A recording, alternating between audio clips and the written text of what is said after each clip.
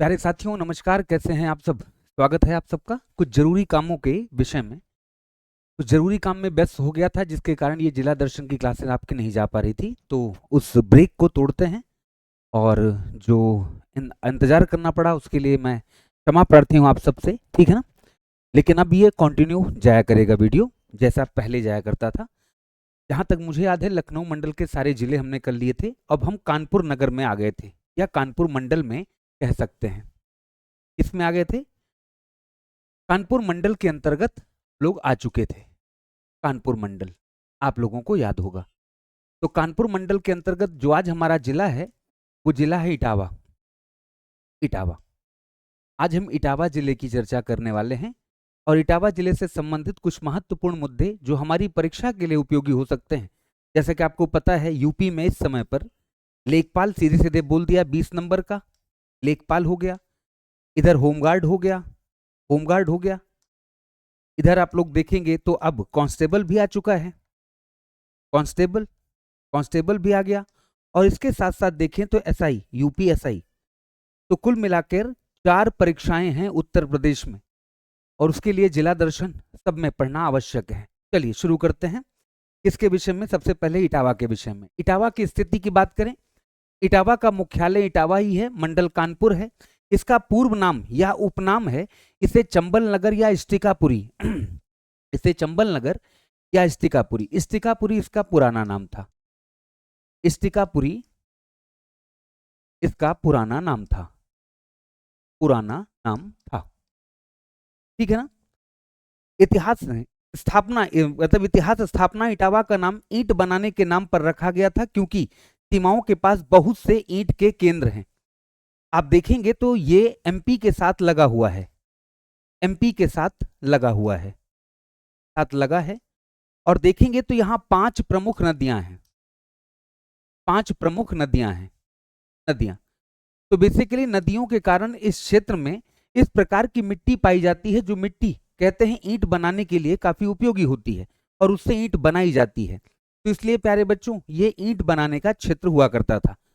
आगे चलते हैं, इसके बारे में देखते हैं। तो यमुना एवं चंबल नदियों के मध्य में स्थित है इटावा।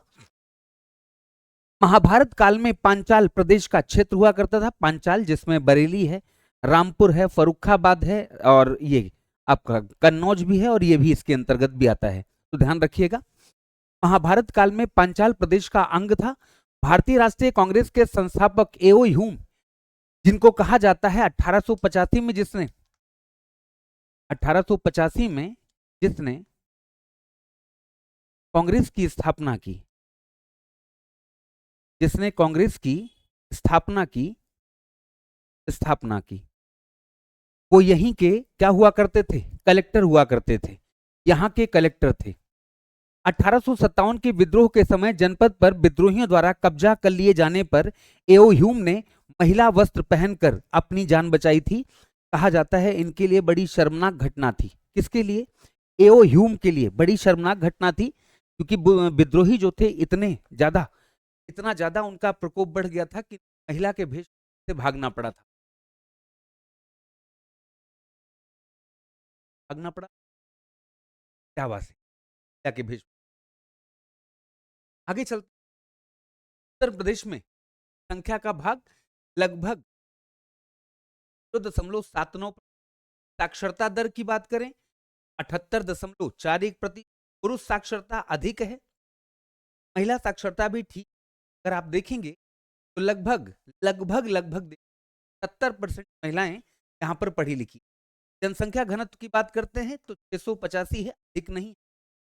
और लिंगानुपात 870 महिलाएं हैं प्रति 1000 पुरुषों, 1000 पुरुषों।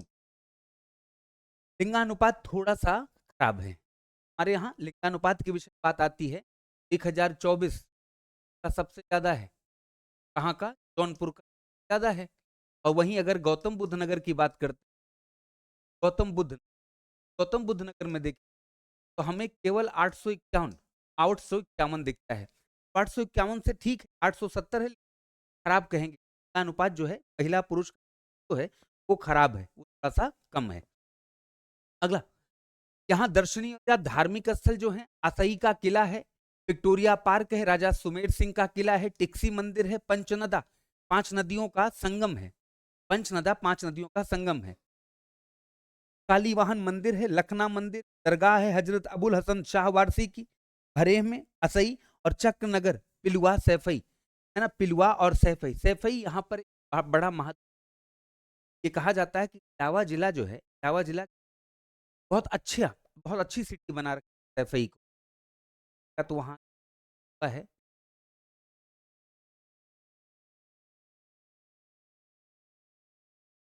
आना जाना हो, बड़ा बढ़िया भव्य है। प्रसिद्ध हस्ती क्या कहते हैं, अगर इटावा की बात करें, इटावा की कौन सी वो हस्तियां हैं के बारे में कहा जाता है कि हाँ भाई, ये इटावा का नाम रोशन। आपने गुलाब राय का नाम सुना, निबंध का,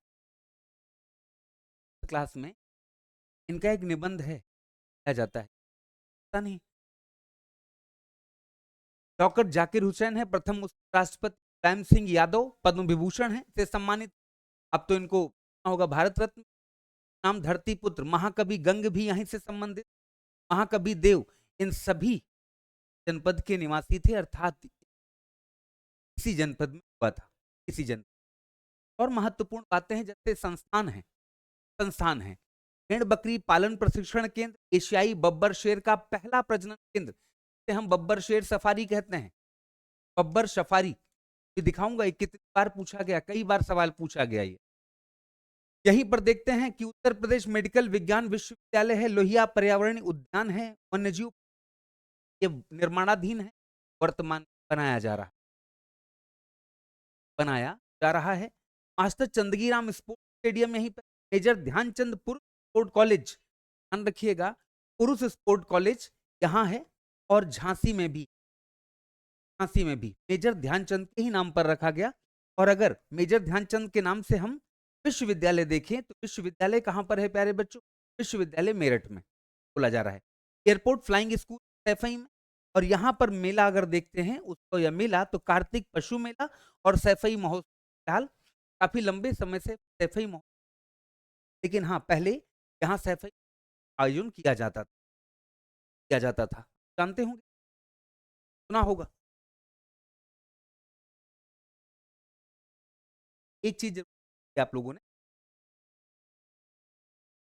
जरूर करिएगा, आगे बढ़ते। इटावा घराने के उस्ताद इनायत खान है कि गौरीपुर रियासत बंगाल में वास करने के कारण सितारवाद की, सितार बजाने की परंपरा गौरीपुर घराने के नाम से जानी जाती है। इमदाद खां इस संगीत घराने के लोकप्रिय कलाकार थे। इसी जनपद में विश्व का एकमात्र स्थल पंचनदा के भरे चंबल, ध्यान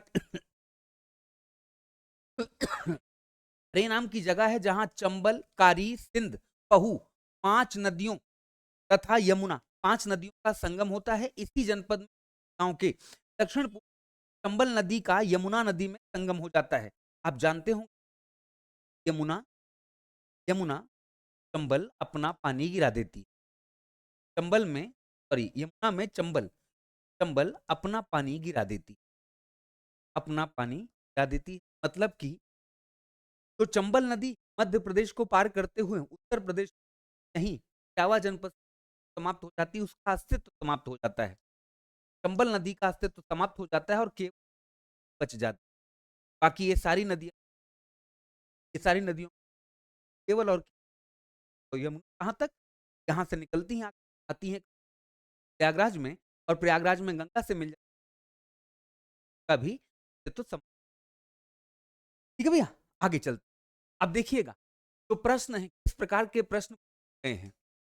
प्रसिद्ध सितार वादक नवाब इनायत खां उत्तर प्रदेश के घराने से, इस घराने से संबंधित संबंधित और इसमें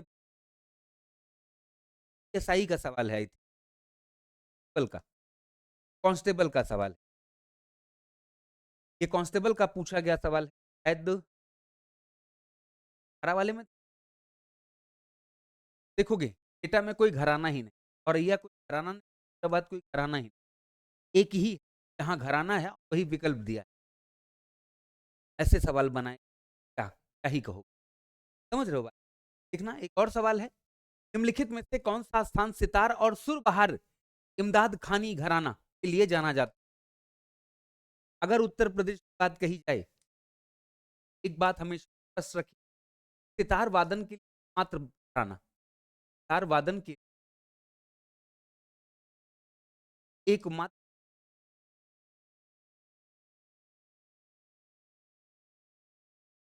जावा घराना।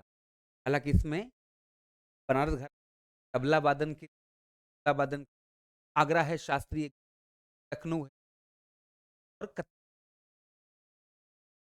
कथक। एक सवाल और करते हैं, एक सवाल और देखिएगा, बताइएगा।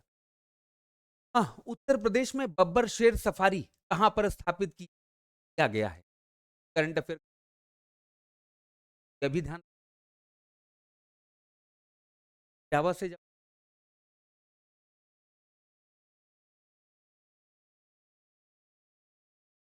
पता नहीं, अब जावा में ही। अगर अगर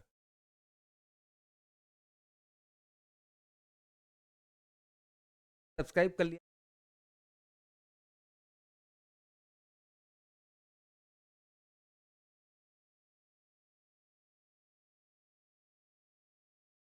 कैसा लगा?